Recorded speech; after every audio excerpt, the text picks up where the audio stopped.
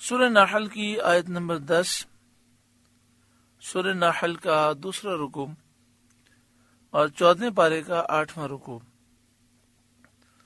اللہ رب العالمین نے ارشاد فرمایا، هو الذی انزل من السماء ماء لکم منہ شراب، وہی ہے جس نے آسمان سے پانی اتارا، اس سے تمہارا پینا ہے۔ وَمِنْهُ شَجَرٌ فِيهِ تُسِیمُونَ، اور اس سے درخت ہیں جن سے تم جانوروں کو چراتے ہو۔ يُنبِتُ لَكُمْ بِهِ الزَّرْعَ، اس پانی سے تمہارے لیے کھیتی اللہ اگاتا ہے۔ وَالزَّيْتُونَ وَالنَّخِيلَ وَالْأَعْنَابَ، اور زیتون اور کھجور اور انگور۔ وَمِن كُلِّ الثَّمَرَاتِ، اور ہر قسم کے پھل، مختلف شکل اور صورت کے، مختلف رنگ کے، مختلف مزے ذائقے اور بو کے، مختلف توانائی اور خاصیت والے، کہ سب ایک ہی پانی سے پیدا ہوتے ہیں اور ہر ایک کے اوصاف دوسرے سے جدا ہیں۔ یہ سب اللہ کی نعمتیں ہیں۔ ان فی ذلک لآیۃ لقوم یتفکرون، بے شک اس میں نشانی ہے دھیان کرنے والوں کو، جو غور و فکر کرتے ہیں، ان کے لیے اس میں نشانی ہے اللہ تعالیٰ کی قدرت اور حکمت کی اور اس کی وحدانیت کی۔ وَسَخَّرَ لَكُمُ اللَّيْلَ وَالنَّهَارَ وَالشَّمْسَ وَالْقَمَرَ، اور اس نے تمہارے لیے مسخر کیے رات اور دن اور سورج اور چاند۔ وَالنُّجُومُ مُسَخَّرَاتٌ بِأَمْرِهِ، اور ستارے اس کے حکم کے باندھے ہیں، یعنی رات دن سورج چاند ستارے تمہارے فائدے کے لیے پیدا کیے۔ ان فی ذلک لآیات لقوم یعقلون، بے شک اس میں نشانیاں ہیں عقل مندوں کو، جو ان چیزوں میں غور کر کے سمجھیں کہ اللہ تعالیٰ فاعل مختار ہے، جو اعلیٰ چیزیں ہیں، جو ادنا چیزیں ہیں، سب کچھ اللہ کی تحت قدرت ہیں اور اس کے اختیار کے تحت ہیں۔ وَمَا زَرَعَ لَكُمْ فِي الْأَرْضِ مُخْتَلِفًا أَلْوَانُهُ، اور وہ جو تمہارے لیے زمین میں پیدا کیا رنگ برنگ، یعنی رنگ برنگی جانور، درخت، پودے، بیل، پھل، اناج، سبزیاں، مچھلیاں، پرندے۔ ان فی ذلک لآیۃ لقوم یذکرون، بے شک اس میں نشانی ہے یاد کرنے والوں کے لیے، جو اللہ کو یاد کرتے ہیں ان کے لیے نشانیاں ہیں۔ وَهُوَ الَّذِي سَخَّرَ الْبَحْرَ لِتَأْكُلُوا مِنْهُ لَحْمًا طَرِيًّا، اور وہی ہے جس نے تمہارے لیے دریا مسخر کیا کہ اس میں سے تازہ گوشت کھاتے ہو، کہ دریا میں کشتیوں میں سوار ہو کر تم سفر کرتے ہو۔ مسخر کے یہ معنی ہیں، دریا و سمندر مسخر ہیں، یعنی کشتیوں باہری جہازوں میں سوار ہو کر تم سفر کرتے ہو، غوطے لگا کر اس کی تہ میں پہنچتے ہو اور اس سے مچھلیاں شکار کرتے ہو۔ لِتَأْكُلُوا مِنْهُ لَحْمًا طَرِيًّا وَتَسْتَخْرِجُوا مِنْهُ حِلْيًا، کہ اس میں سے تازہ گوشت کھاتے ہو اور اس میں سے زیورات نکالتے ہو۔ حلیہ زیورات، حلیۃً تلبسونہا، جسے تم پہنتے ہو، یعنی ہیرے، جواہرات، گوہر، مرجان، یہ سمندر اور دریا سے تم نکالتے ہو۔ وَتَرَى الْفُلْكَ مَوَاخِرَ فِيهِ، اور تو اس میں کشتیاں دیکھے کہ پانی چیر کر چلتی ہیں۔ کشتیاں، بحری جہاز، یہ سمندروں دریا میں پانی کو چیر کر چلتی ہیں۔ اللہ رب العالمین نے کیسا کرم فرمایا کہ وہ بحری جہاز اور وہ کشتیاں جو من بلکہ ٹنوں سامان لے کر، وزن لے کر چلتی ہیں، اور کس طرح یہ کشتیاں پانی کو چیرتی ہیں۔ وَلِتَبْتَغُوا مِنْ فَضْلِهِ، اور اس لیے کہ تم اس کا فضل تلاش کرو، وَلَعَلَّكُمْ تَشْكُرُونَ، اور کہیں احسان مانو، شکر کرو۔ وَأَلْقَى فِي الْأَرْضِ رَوَاسِيَ، اور اس نے زمین میں لنگر ڈالے، بھاری پہاڑ زمین پر قائم کیے، ان تمید بکم، کہ کہیں تمہیں لے کر نہ کانپے۔ یہ پہاڑ اس لیے قائم کیے گئے کہ تمہارے وزن سے زمین کانپنے نہ لگے۔ وَأَنْهَارًا، اور ندیاں، وَأَنْهَارًا وَسُبُلًا لَعَلَّكُمْ تَهْتَدُونَ، نہریں، ندیاں پیدا کیں اور راستے پیدا کیے تاکہ تم راہ پاؤ۔ اللہ تعالیٰ نے تمہارے لیے راستے بنائے تاکہ تم اپنے مقصد کی طرف جا سکو۔ وہ علامات، اور علامتیں بنائیں جن سے تمہیں راستے کا پتہ چلے۔ یعنی پوری کائنات میں اگر آپ پہاڑوں کے درمیان چلیں تو پہاڑوں میں مختلف شیپ ہیں تاکہ گزرنے والا راستے کی پہچان رکھے۔ وَبِالنَّجْمِ هُمْ يَهْتَدُونَ، اور ستارے سے وہ راہ پاتے ہیں، خشکی میں اور تری میں۔ ستاروں سے انہیں راستے اور قبلے کی پہچان ہوتی ہے۔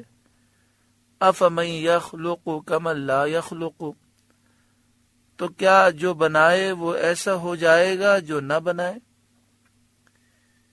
یعنی جس اللہ نے ان تمام چیزوں کو اپنی قدرت و حکمت سے پیدا کیا، کیا اللہ تعالیٰ بت کے برابر ہو سکتا ہے؟ یا بت کے متعلق یہ سمجھا جائے کہ وہ اللہ کے برابر ہے؟ جو کسی چیز کو نہیں بناتا، عاجز ہے، بے قدرت ہے، تو عقل مند کو کیا یہ زیب دیتا ہے کہ اللہ جو خالق ہے، مالک ہے، اس کی عبادت چھوڑ کر عاجز اور بے اختیار بتوں کی پوجا کرے یا انہیں عبادت میں اللہ کا شریک مانے؟ افلا تذکرون، تو کیا تم نصیحت نہیں مانتے؟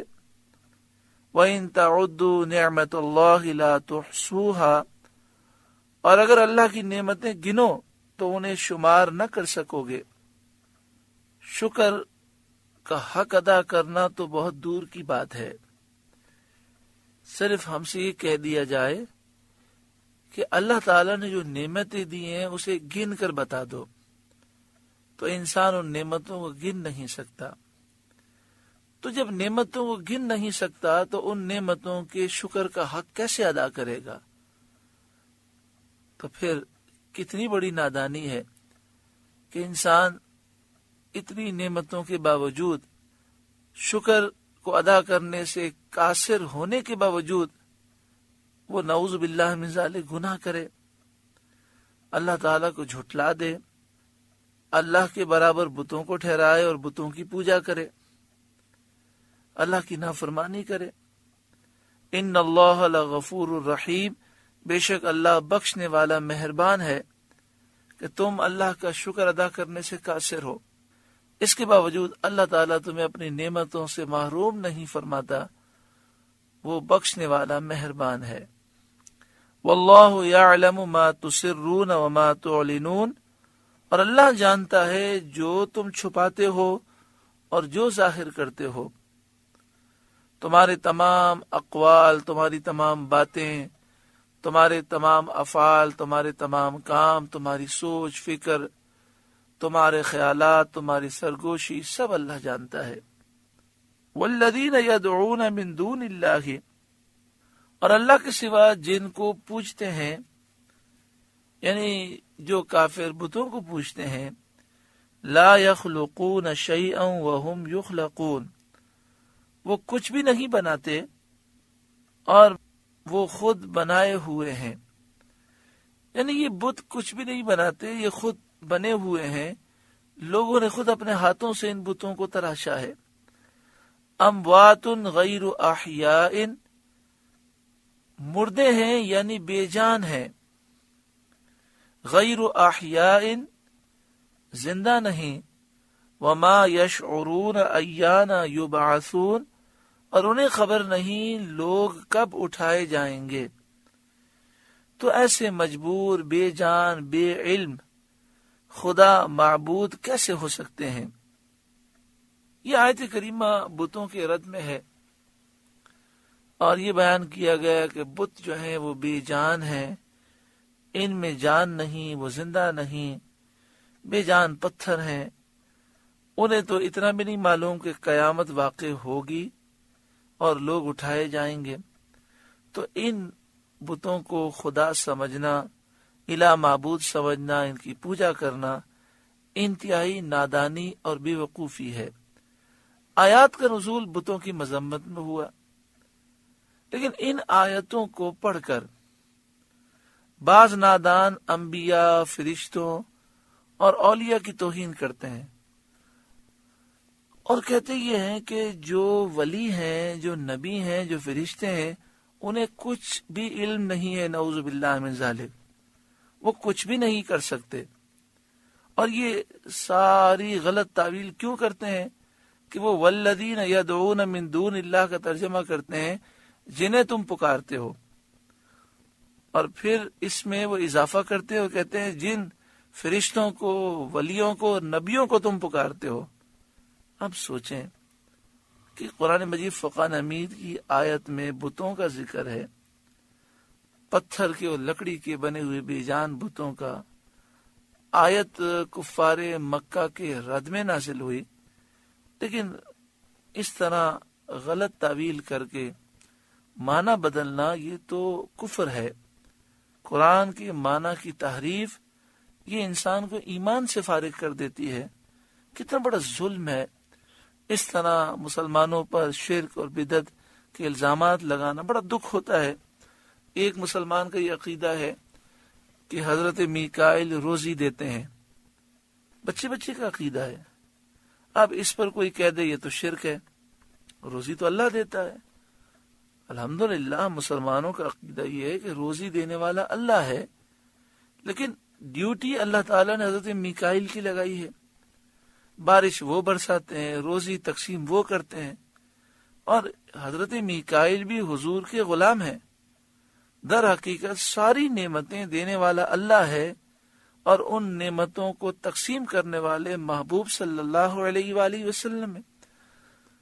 تو یہ تو اللہ کے نیک بندے ہیں جن کو اللہ تعالیٰ نے اختیارات دیے ہیں، اور یہاں تو ان کی مذمت ہے جنہیں خدا سمجھتے ہیں۔ یہ لوگ جن بتوں کو یہ خدا سمجھتے ہیں، اس بات کی مذمت کی گئی کہ اللہ کے سوا کوئی خدا نہیں، الہ نہیں، معبود نہیں۔ پورے قرآن میں دیکھیں جگہ جگہ اس بات کا ذکر ہے کہ اللہ نے اپنے مقبول بندوں کو طاقتیں دی ہیں۔ اگر یہ کہہ دیا جائے کہ اللہ کے نیک بندے کچھ بھی نہیں کر سکتے، تو کیا قرآن پاک میں یہ نہیں ہے کہ حضرت عیسیٰ علیہ السلام اللہ کے اذن سے مردوں کو زندہ فرماتے، بیماروں کو شفا دیتے، اندھوں کو آنکھیں دیتے، برس کے مریضوں کو شفا دیتے، مٹی سے پرندہ بنا کر اس میں روح ڈالتے، یہ سب اللہ کے اذن سے وہ کرتے۔ تو یہی تو الحمدللہ مسلمانوں کا عقیدہ ہے کہ فرشتے، انبیاء اور اولیاء اللہ کے اذن سے اور اس کے حکم سے طاقتیں رکھتے ہیں، وہ خدا نہیں، الہ نہیں، معبود نہیں۔ اللہ تعالیٰ قرآن پاک کی صحیح سمجھ عطا فرمائے، اور ہر مسلمان کو غلط ترجمے و تفسیر سے محفوظ فرمائے۔ سورہ نحل کا دوسرا رکوع مکمل ہوا۔ اللہ اللہ